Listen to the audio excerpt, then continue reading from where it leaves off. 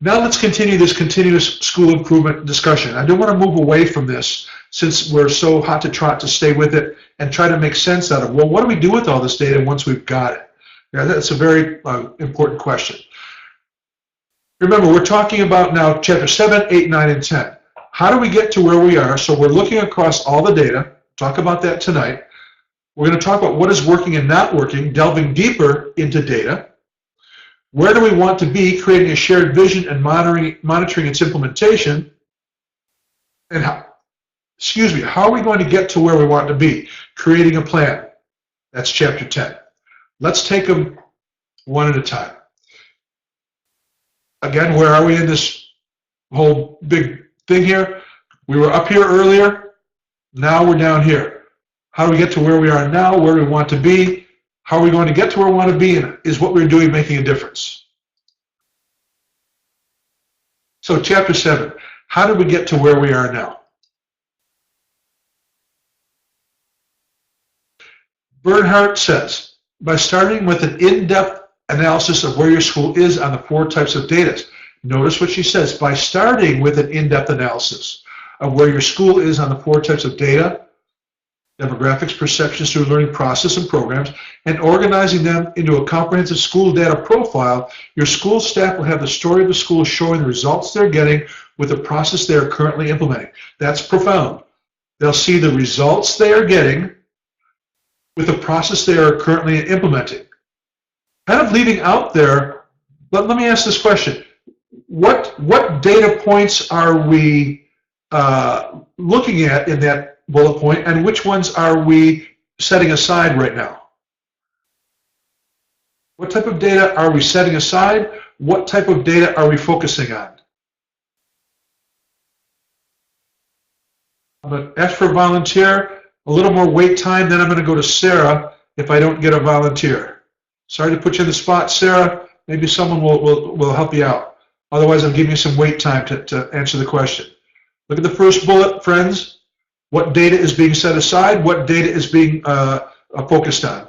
Kobe's going to help you out, Sarah. Kobe? Ross? I would say that we're going to be looking at qualitative data instead of quantitative initially. Well, let me rephrase it. Out of the 4 data types, which 2 are we setting aside and which 2 are we focusing on? Setting aside the process and perception, and we're focusing on demographic and student learning. Well, half right. That's all right. Sarah, how about helping him out? So we're looking at the first bullet point where you're saying by starting. Yep. Okay, what are we setting aside? Give me just a second.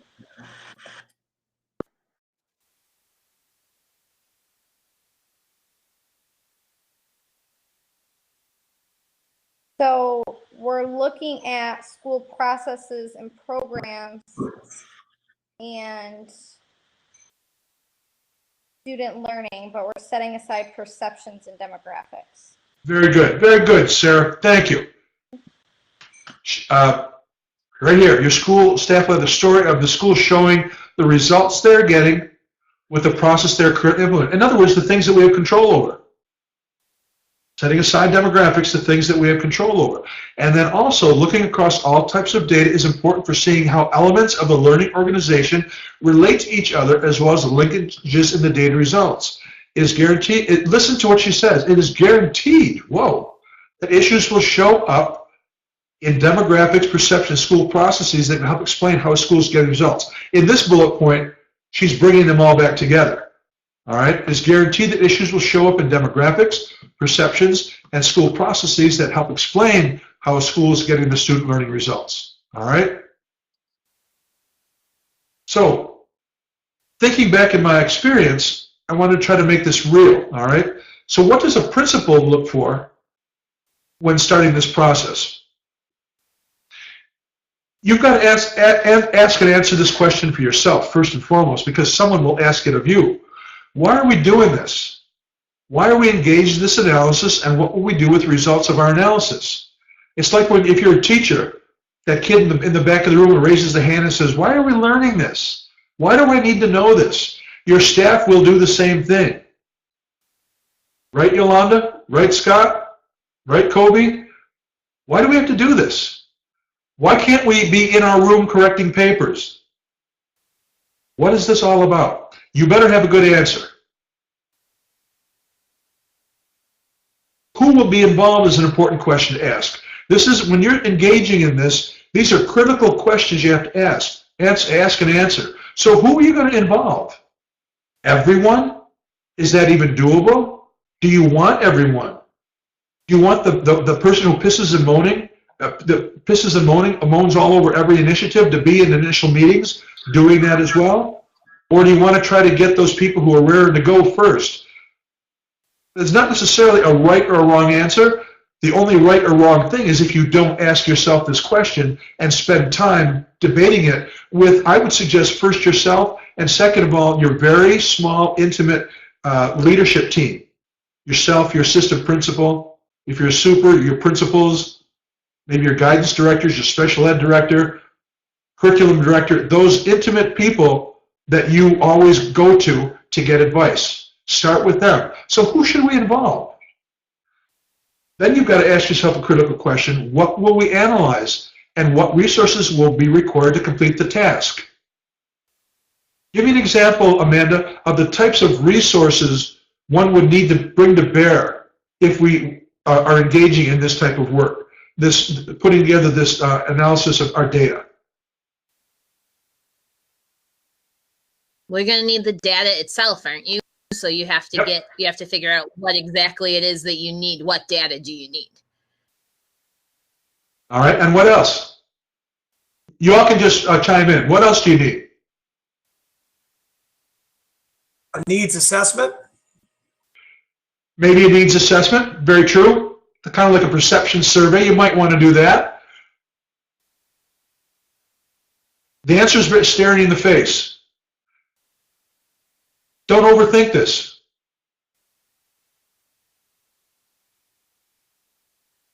Like I said, don't overthink it. You need space, you need time, you need pencils, you need paper, you need coffee, you need donuts, you need communications, you need support. Kiss it. Keep it simple, Sally. Or in my case, stupid. Keep it simple, Sally. Kiss it. Staring you in the face. What resources will be required? And do you have those resources? Can you find the time in your schedule and in that of the people you've decided to involve? Do you have a space? Or is every classroom being used and people are teaching out of closets? Do you need to go off-site? Do you need an expert to come in and be a facilitator? Can you handle it alone? Do you have someone on staff? Will your superintendent support you? You're the superintendent, will the board support you? What happens when that toxic teacher goes and runs the board and says you're doing this silly stuff and wasting her time? And one will do that. What are you going to say? Do you have support? Next question, when will the effort occur? This is related to time. You're going to do it during the school day? You're going to do it after the school day? Will you do it when the school year is over? You do it during superintendent's conference day? What does your contract say about bringing people together? Will you have to pay them? Can you require them to come to meetings after school or in the summertime? If you have to pay teachers, do you have the budget to support it? Now we're getting into systems thinking, my friend. When you're thinking beyond your nose, well, we'll just get a bunch of people together and we'll talk about the data. All right. Not at all. You better have a plan. And you better think about the system and all the different pieces of that system that go together. Can we get if it's going to be after school, can we get the kids out of school in time? Does an important person have to coach after school and can't be in the meeting? Do we have to delay the meetings till the coach can make it there? Scott, does that ever come up? Got to think about your coaches? All the time. Your best people are involved in everything, so it's hard to juggle. That's another good point. Exactly. You have all your best horses pulling every wagon. How many times are you going to go to the well with the same people and tax them and have them help you out? You got to think about these things. Where will the effort occur? Like I said, do you have a room? Are you going to go off-site? You have the AV and hardware and software, the technology to work on this problem, and how will we conduct the analysis? Who will conduct the analysis? These are just some preliminary questions that get into the planning, which is why I talk about planning the plan, and later we're going to talk about systems next week in particular. I'm sorry, I'm stopping. I think my wife just got home because I'm feeling a draft in the house, and I'm hoping that our window's open somewhere. So all this has to occur in advance, and I've got some more decision points for you as well. After you answer all the above-mentioned questions, we can engage in the following. And this is from Bernhardt. So all these things here and more are answered first, all right? We'll talk more about planning later. Once you do that, then you can do what Bernhardt talks about. For each data type, you must create a data profile for each category of data, conduct an independent review, let people look at it themselves. Don't give them too much time. Give them a little bit of time, but not too much time. Then you get them together in small groups. Then the small group looks for commonalities and implications as well. Then you conduct a large group consensus to try to get, again, a consensus. Aggregate the commonalities and aggregate the implications. What do we mean by create a data profile for each category? Let's break this apart. Let's take just one example. So if we were looking at demographic data, we would ask questions like these of our group. In fact, this is the type of a piece of paper you would give to the individual along with the data. See the cookbook approach? You give them the demographic data, the important demographic data. In fact, you might have even convened a small group of individuals in advance to say, what type of demographic data do you think we should look at? All right, pre-planning. And then that small working group says, well, let's look at poverty, ethnicity, education in the household. Let's look at retentions. Let's look at age of students in a quadrant, and the early, middle, late in a grade. Determine what data you're going to look at, and then once you do that in the pre-planning stages, then you're looking, this is what you would give the individual, and then the small group, and then the larger group, and have them go through these steps. What are the school's demographic strengths and weaknesses? Looking again at the data. Then, what are some implications for your school's continuous school improvement plan? So let's pick an easy one. Poverty. Mom and dad are working 2 jobs, or there's one parent in the household, or they're on public assistance, or there's a disability in the household. So if you're finding that the demographic data should point out some very significant facts about your district, you ask the question, what are some of the implications for your school's continuous school improvement plan? Maybe attendance is one of your demographic data you look at, and you realize our kids aren't attending school. We've got kids with 26 to 30 absences in a school year. All right, what are the implications for your school's continuous improvement plan? You're just brainstorming. And then also, looking at the data presented, what other demographic data about your school would you want to make available to answer the question, who are we? You can follow this routine with good planning, all right, and experience. Follow the process. Provide the data profile to each group in succession. All right? Provide the data profile in each group in succession. So for demographic data, for perceptions data, for student learning data, for school process data. All right? Provide this, facilitate this step. Well, actually, this step, all right, using this tool. That makes sense? We saw the steps.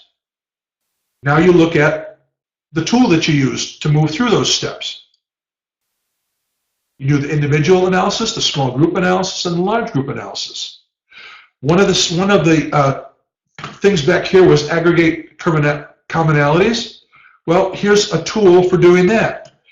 Your school name, demographic data, student, staff, and parent surveys, student learning, school process data. List here the large group consensus commonalities. Do this for each data set. What are the commonalities that you're finding amongst the demographic data, student, staff, and parents, etc.? Notice how it's coming from within. This is where we talk about that proverbial buy-in. You've got to make some critical decisions, of course. Some of you have asked in your reflections, do we do this with everyone? Well, that's a decision you're going to have to make. Of course, doing it with everyone takes a certain degree of expertise that's certainly never really done well after school, but possibly on a superintendent's conference day or a half day or a early dismissal, or maybe summer. These are decisions you have to make. And no decision ever gets you to 100% right. You maximize your decisions to try to get the biggest yield for your decisions. You never get 100% buy-in, you never get 100% correct decision. You try to maximize every decision to get the most yield out of what your actions are. After you aggregate the commonalities, then the group determine the implications. Here's an example. In this case, it was broken up along these different functions: instruction, assessment, curriculum, behavior, vision plan, professional learning, collaboration, etc. And the implications are organized here on page 98 of Bernhardt in a way that makes sense out of it. And let me say also, too, when I've been in these groups, and if someone would care to differ, please do. When I've been in these groups and working through this, I've noticed that you don't spend a lot of time prevaricating and getting into arguments and debating. You try to get the first impressions from people, all right? And I would also recommend that you use an expert facilitator for a lot of this as well. And your BOCES will help you do that. Your BOCES can help you do that. You can find help there, all right? But now we're starting to look at the aggregate implications. In instruction, we find out that teachers need to strengthen their instructional strategies, ELA, math, science, and social studies. In curriculum, how is ELA being taught? How is ELA being measured? On partnerships, everyone needs to be part of professional learning and leadership, et cetera, et cetera. You have a routine here, you have a cookbook approach to how you would work yourself through this. Those of you who are involved in the school improvement process, some of you, by the way, have been tapped by Albany to have to go through the required school improvement process. You're going to be going through this as well. This is what they do. This is where compliance and continuous school improvement looks a lot the same. According to Bernhardt, here are the benefits, and it's 656 already. Everyone on staff sees all the data about the school and the impact of school processes and student learning results. That, of course, is if you involve all of them from the get-go. But remember, you don't necessarily have to involve all of them, but you can get a representative sampling, all right, to make it more manageable. Say you're working in an elementary building, 1K, 1, 2, 3, and 4 regular ed teacher, 2 special ed teachers, a resource room teacher, a guidance person, a counselor, maybe your SRO to talk about community perceptions,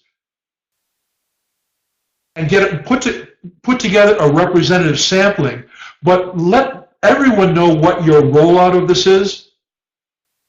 And you would say to them, it's just not feasible to do this with everyone. So what I'm going to do is work with this smaller group. You could even let the teachers choose or the staff choose. Maybe you're going to have teaching assistants in there too, all right? Someone from the specials, an art teacher, a PE teacher, don't forget the specials. Maybe a hall monitor, get a representative sample together and work with them. But be clear to the others that you will share the results with everyone on a regular basis. warts and all.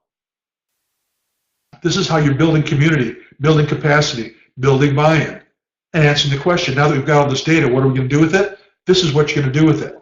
When the data are broken into types, the amount of data each person reviews at a time is doable. That's another thing you could do. You could have certain groups of people work on certain data so that's not all going to the same people, like Scott mentioned.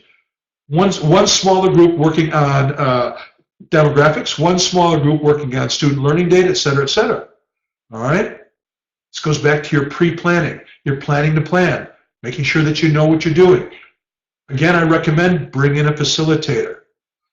Your school district can purchase BOCES time to bring in an expert. Staff members get feedback on their analysis of the data, and as they synthesize what they saw in the data, each person gets to see what others saw in the data as well. Everyone on staff contributes to the whole staff analysis through individual small group work. Remember, she's talking about everyone doing it. It doesn't have to be that way. You could break this up into smaller chunks. Just have a rationale and a reason. In addition to setting up the continuous school improvement plan, this comprehensive data analysis provides information that might be included in the school vision. Aha, we get to vision. Without a data profile, these data almost never get reviewed, especially together. Even she knows what you know, that rarely does data get reviewed unless there's a purposeful reason and strong leadership to make it work. Other benefits, how the student and teaching population have changed over time, because this happens in a lot of our communities. Some of our communities are very dynamic and changing all the time. We think we're one thing, and in fact, we've turned in the last decade and become something else entirely. Who the students are and what teachers need to learn about the students to help them. Work on the process. Current health of the organization, new ideas to make it healthier. Impact of philosophies, policies, and procedures, and how the school is getting the results it is getting. What do we do with the results of our analysis is the focus of today's class session. This is repeat. I think I'm moving on.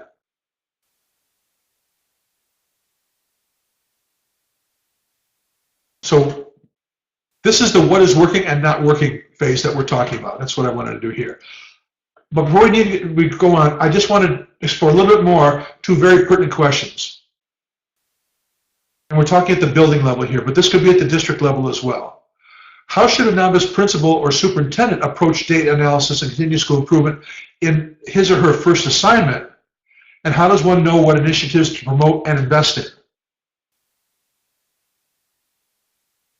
I asked this question of two beginning principals, early first year and third year principals, to ask their advice. I put a video together. I'm not going to share it now, but from my own experience and from their experience, this is what I called. Every appointment, whether you're being appointed as a building principal or being appointed as a superintendent, you should have done your own scan already, looking at demographic data, public student learning data. It would be harder to get perceptions data and school process data, but at least if you've got the previous two, you're off to a good start. So you should know the demographics and the student learning data profile of your school or district before you even step foot in the door. That's a must. If you're not doing that, you're not cut out to do this job. That's a given. Next, once in the building, recognize this. Staff will inundate you with past grievances, and we need to do this advice.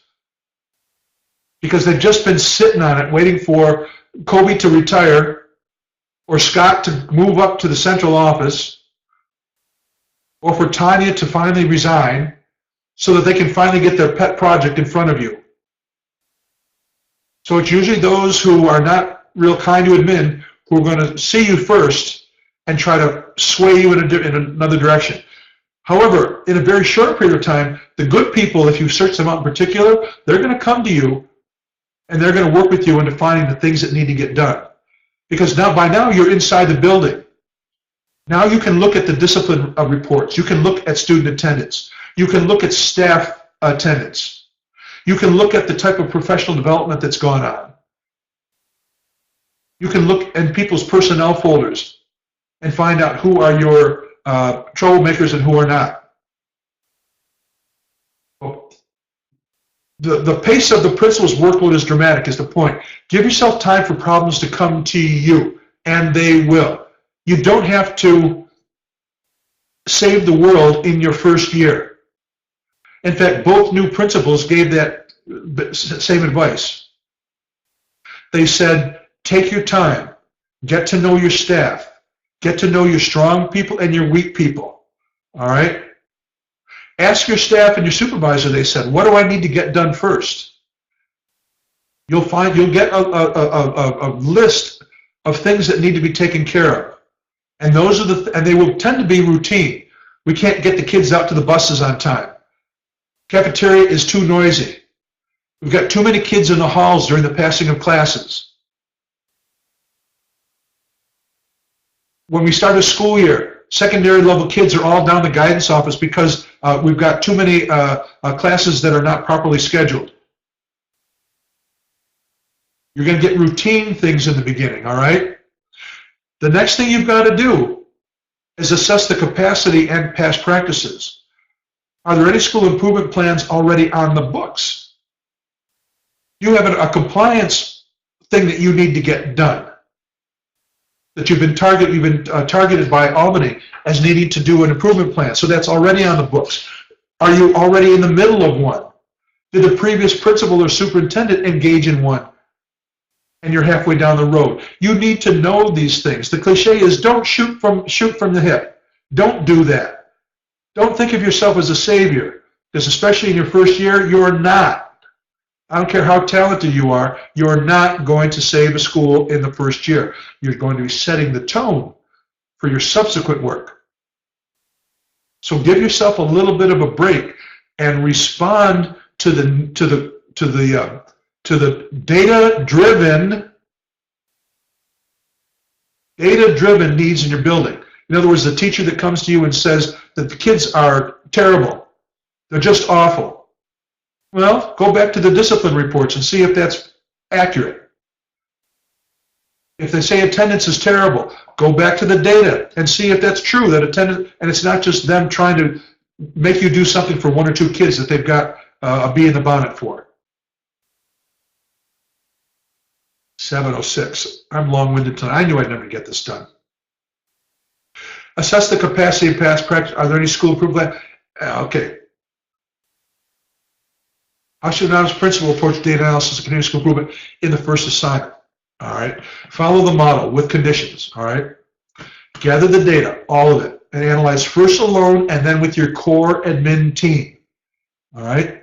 You don't have to pick your core admin team. You know who they are. You should have them already established once you get into your building. It should take you about a week to decide who you're going to include in that team. Analyze further with your recognized teacher leaders. Just keep building up. Prioritize consensus implications and start small and focus on the doable.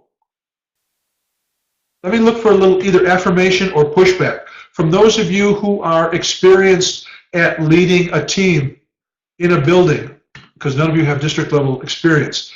Does this ring true, the advice that I'm giving you, or would you care to push back or debate?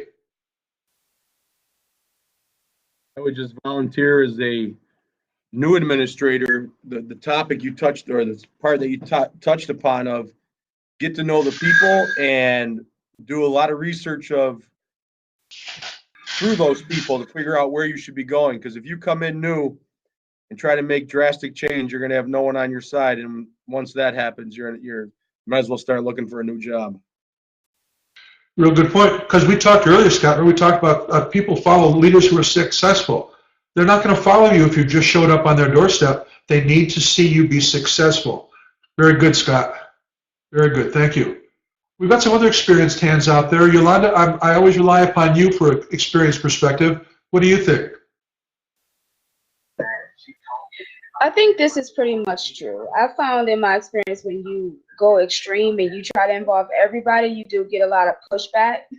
So in my experience, it seems better to start off small and then to branch out. You get a few people on your side that can vouch for you, and then you go from there. Because now you have them on your side and you get everybody else to come on board.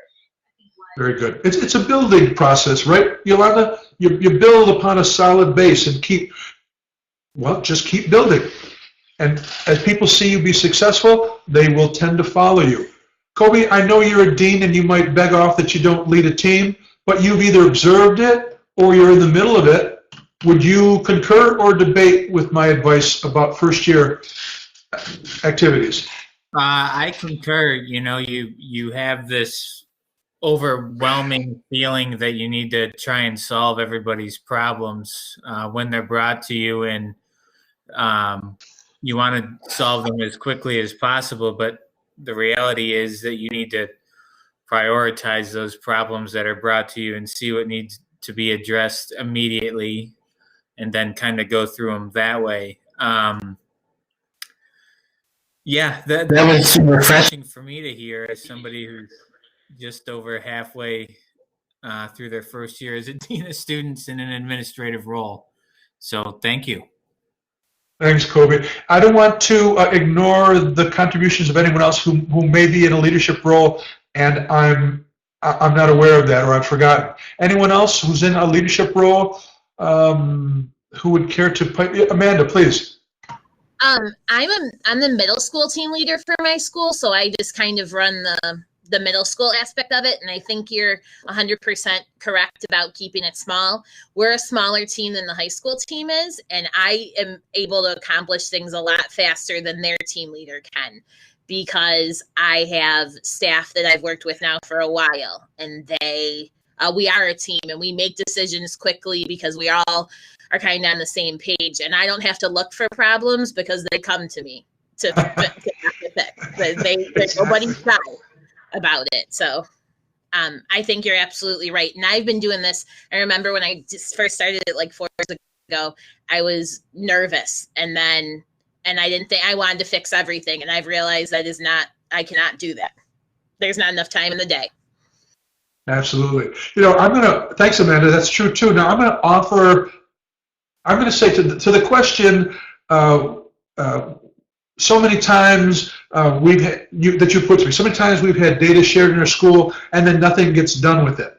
I'm going to offer this opinion that I think in many cases what happened is that the knight on a shining white horse came in with that data and decided that he was going to change the world, and very soon found out that it was too big to do, and so instead just kind of left it alone, and it just kind of went away. And then staff says, what does staff always say? This too shall pass. All right, let's move on. I hope that's some sound advice for starting off. More advice at 7-11. What initiatives should I promote and invest in? Again, I'm outside Bernhardt. I'm talking from experience and from my head.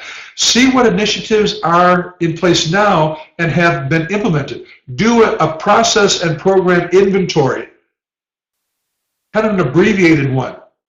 What programs, ask that question first. What programs are we involved in? These would be like special programs, special training was going on. It's consuming time and effort and resources.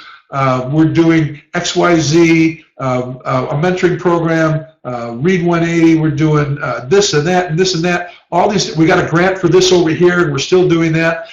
Inventory all of that, because those initiatives will soak up all available time, energy, and other resources. And sometimes you can simply get rid of them because a book hasn't been opened, there hasn't been any training, no one's done a damn thing with it in 2 years. But you still say, well, we're a Read 180 school, I don't know, whatever it is. Do an inventory of your programs in particular and decide what you can get rid of, all right? Look at your prioritized implications that came out of the data analysis. Align new initiatives with those implications.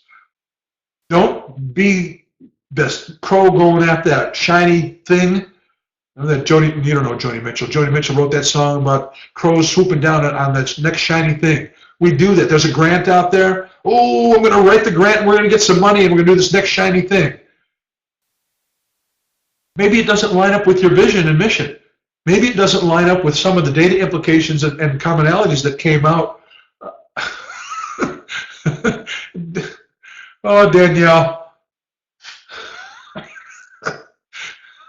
I'm not sure what that means when you start twirling that hair. I'm sorry. I think you forget want to be everybody. out of here. My facial Your body expressions language is suck. not giving me a I'm message. Chuck, shut up! sorry. I forget Aligning new initiatives with implications. Ascertain your resources. You have the resources to go on. Maybe you don't. Ask your colleagues what works. See, I'm rushing now, Danielle, just for you. Don't be afraid to get rid of old initiatives. Set up an evaluation and accountability to answer the questions. Can you sustain the effort, and for how long? How do we know if it's being implemented with fidelity? Ooh, that's a big one. How do we know that the teachers are really doing what we've just spent $10,000 training them to do? How do you know? And how do we know if anything's working? You have to ask yourself these questions. I'm just picking on you, Danielle. Don't worry about it. 7:14. Should we get into chapter 8? I think I can't afford to give any time. Tanya's giving me a 0. I'm going on Rosado Beringer. I don't care what you and Danielle say. Delving deeper into the data. There's so much in this course. Intersections of multiple measures of data. I like this section. I'll probably pick up here next week as well because we just don't have enough time. I just talked to you about what you do with the data. The first step, how to analyze it, and what to look for in your pre-planning stages. All right, now let's move on. Intersections of multiple measures of data. We've got demographics. This is a one-way intersection. This is obvious. One-way intersections would be the demographics. So what's the background of our students? Our total enrollment by grade level, and we can also look at gender, ethnicity, and poverty, etc. Give me an example of a question. Let's work through this. What data do you need to answer the question? Where will you go to find the data? Or who will you ask to find the data? If we are just interested in one data section or data domain, let me give you an example of a question I'm looking for. What is the enrollment by grade level, by ethnicity and racial demographics in all of our elementary schools? All right, that's one. What I'm trying to, here, I jumped ahead. What I'm trying to do with you now is teach you, train you how to ask the right questions, because you have to be good at asking the right questions before you decide what data you're going to go get. So this is an exercise in asking the right questions. And also, are any of you a chief information officer in your district? Well, every district has to have a chief information officer. And when you go to him or her and ask for data, you have to ask the right questions so that you don't get garbage back and she doesn't waste all kinds of time, because you want her to be on your side. So you have to ask the right questions. So I would ask a simple question around demographics. What is the enrollment of every one of our elementary grades by ethnicity in our elementary schools? What data do you need to answer the question? Well, I need the data on enrollment, grade levels by building, ethnicity, and racial background. That's what I'm going to need. Where would I go to find the data? Let me ask you that question, because I just showed you. Where would you go to find that data? Danielle, this is what you get for twirling your hair. Where would you go?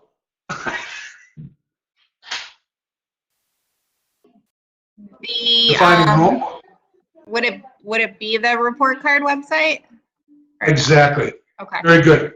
Exactly. You go to the report card, because fortunately, so much of it is there, and we just scratch the tip of the iceberg there, scratch the surface. Now, let's try you. Let me see. Karen, you've been really quiet tonight. Karen, would you pose a different question to us in the same vein?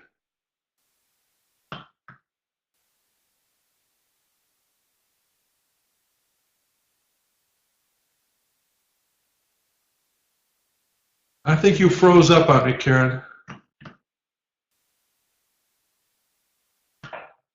Oh, we got 3 Karens.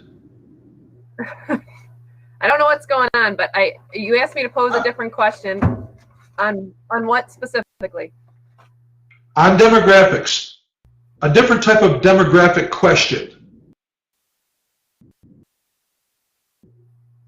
So maybe how many students are of a certain like Hispanic background in the high school?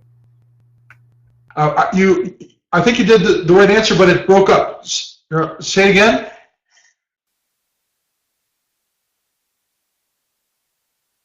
Just say it again, Karen. I said, how many students are of Hispanic background in the high school? Yeah, you could. Variation on what I mentioned earlier. All right. I'm going to move through this a little bit quickly. So the point is that if you want to analyze something, you've got to know how to ask the right questions and to be specific. Thanks, Karen. Now, we can look at 2 data points.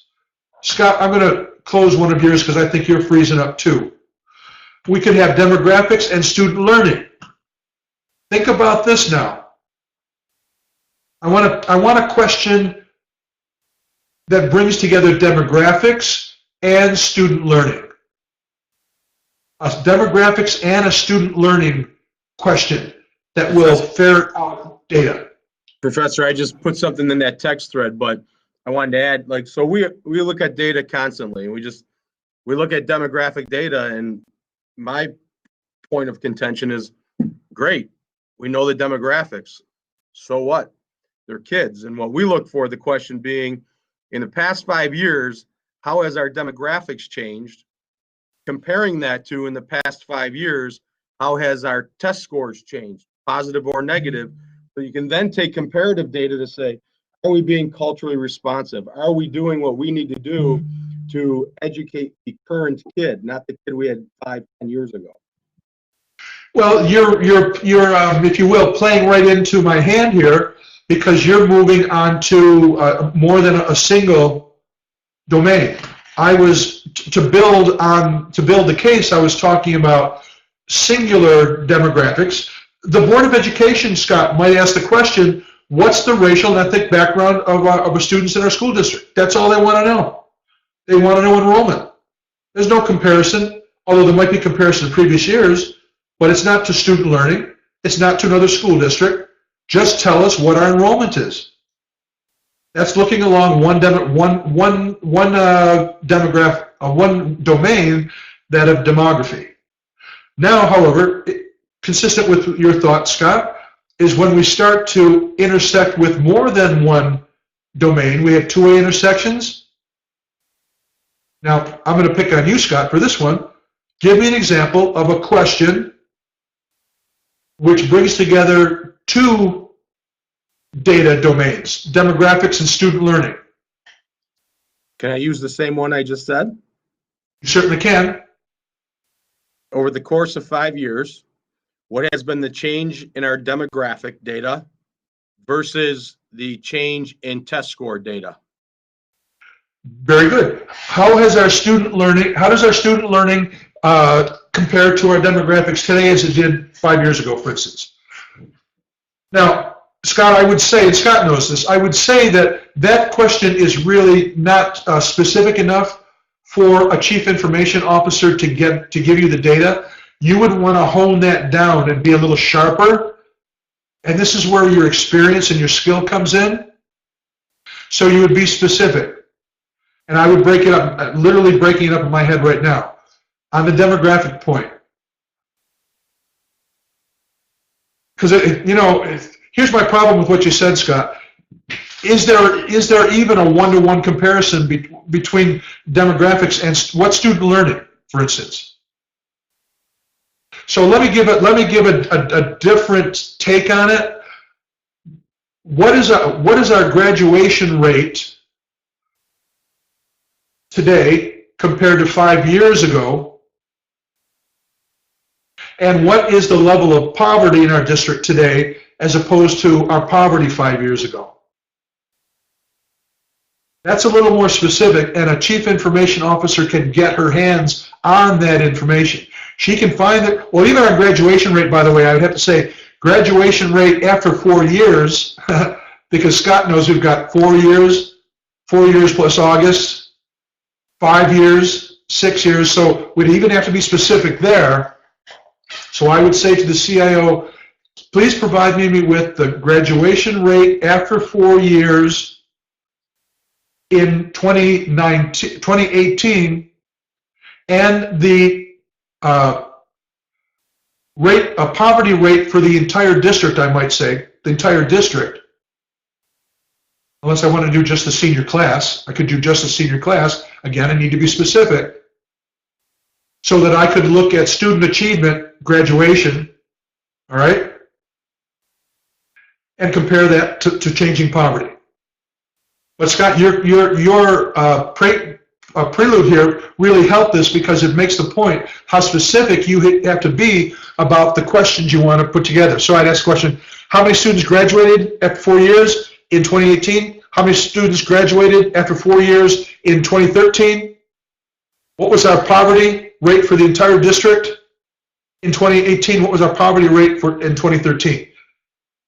Notice how specific you need to be and ask, and that's why this question asking matters. Because remember, you're the leader, and you're the one this is where you get to frame the argument, by the way. This is where your power and your authority comes in. Because you're the one who's supposed to be setting the stage for this data analysis. All right? So we just did the 2 dimensions here with Scott's help. Now it gets a little more difficult. What if we bring in 3-way intersections? A demographic question, a student learning question, and a perceptions question. Let's look at the hint. This gets a little bit harder.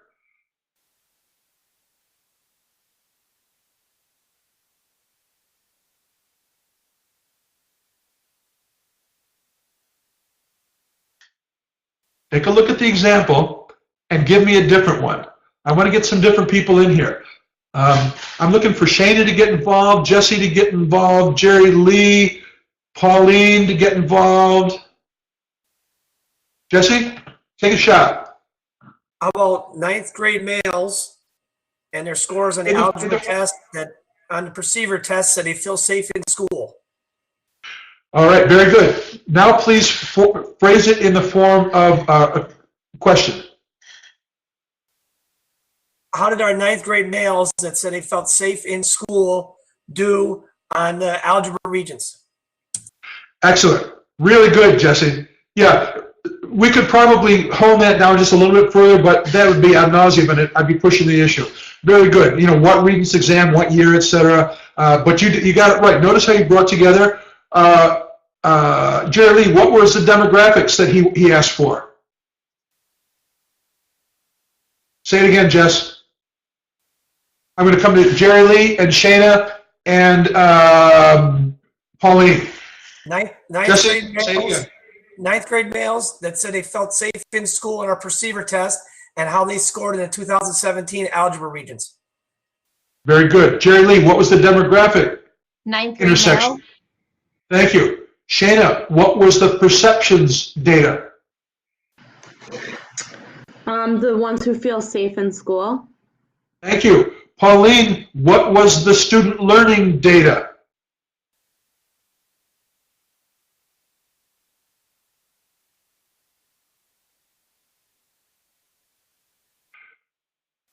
Someone want to help Pauline out?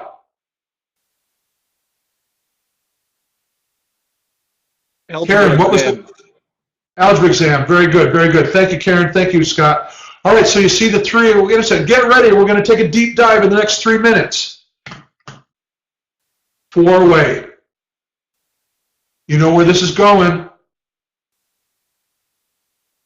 What might that question look like? I don't want to give you the hint yet. Actually, let me give you the hint. Here's what we're going to pick up next week. Here's the 4-way intersection. We're asking a question that involves school process, demographics, perceptions, student learning. And it would answer questions like this. What processes or programs, school processes, have the greatest impact on different subgroups of student learnings according to student perceptions and is measured by the student learning results? Now we're getting pretty sophisticated. We're intersecting 4 different data points. So how do the students who are in our Excelsior program, or actually, how are the female students in our Excelsior program performing on their 11th grade ELA Regents examination, who also reported that they did not feel safe in schools? Pretty darn sophisticated. And few of us get to that point